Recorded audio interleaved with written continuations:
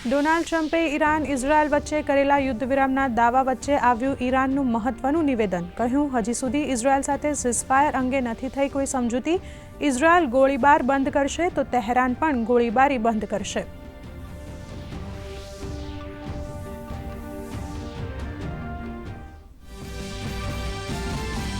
Iran Israel વચ્ચે સીઝફાયરના એલાનના પગલે કાચા તેલની કિંમતોમાં ભારે ઘટાડો. આગામી 12 કલાકમાં યુદ્ધ વિરામ થશે તેવા અહેવાલના પગલે વિશ્વભરના શેરબજારમાં પણ જોવા મળી તેજી.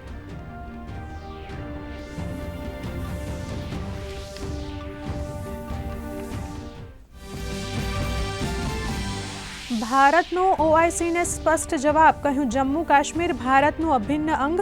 પાકિસ્તાનના પ્રભાવમાં આવીને ન કરે અનુચિત અને તથ્યહીન ટિપ્પણી. ઓઆઈસીને ભારતના આંતરિક મુદ્દે બોલવાનો નથી કોઈ હક.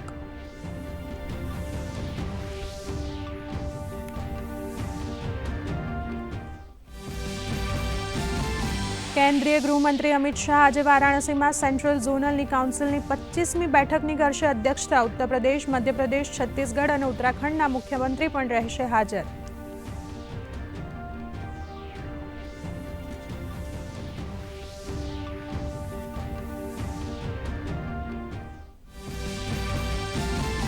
ઉત્તર પશ્ચિમના ઘણા ભાગમાં ચોમાસાને આગળ વધવા સાનુકૂળ પરિસ્થિતિ. ઝારખંડમાં ભારે વરસાદના કારણે ખોરવાયું જનજીવન તો દિલ્હીમાં વરસાદનું યલો એલર્ટ. આજે બિહાર, ઝારખંડ, ઓડિશા, સિક્કિમ, કેરળ અને કર્ણાટકમાં મુશળધાર વરસાદની આગાહી.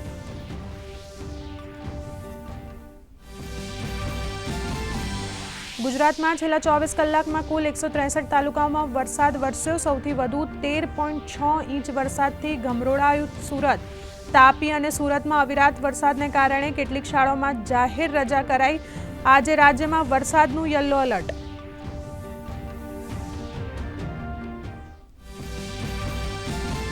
અમદાવાદ પ્લેન ક્રેશમાં ડીએનએ ટેસ્ટથી કુલ 259 મૃતકોની થઈ ઓળખ. ડીએનએ દ્વારા 253 અને ચહેરાથી કુલ 6 લોકોની થઈ ઓળખ. 256 પાર્થિવ દેહ પરિવારજનોને સોંપાયા. 3 બ્રિટિશ નાગરિકોના મૃતદેહો નિયત ફ્લાઇટમાં મોકલવામાં આવશે.